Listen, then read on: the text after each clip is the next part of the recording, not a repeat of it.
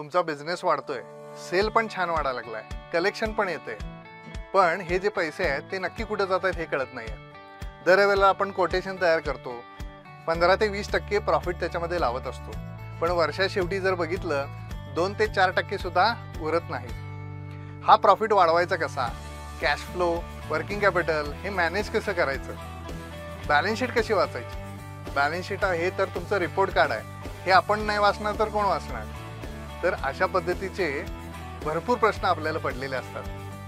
मी CA Narendra Joshi गेली 18 वर्ष business financial management या डोमेनमध्ये काम करतोय. या 18 वर्षाच्या प्रवासामध्ये ज्या गोष्टी मी शिकत गेलो, मी स्वतः शिकलो, कोचेसकडनं शिकलो, उदाहरणार्थ अनिल लंबा असतील, गोपाल कृष्णन असतील किंवा ऑनलाईन कोर्सेस असतील, ह्या सगळ्या शिक्षणाच्या माध्यमातून जो काही एक्सपिरियन्स मिळालेला आहे हा तुमच्याशी शेअर करण्याचा प्रामाणिक प्रयत्न आहे.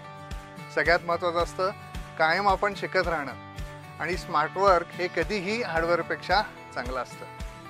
हा सगळा एक्सपिरियन्स शेअर करत असताना बरेच सेशन आपण कंडक्ट करतो.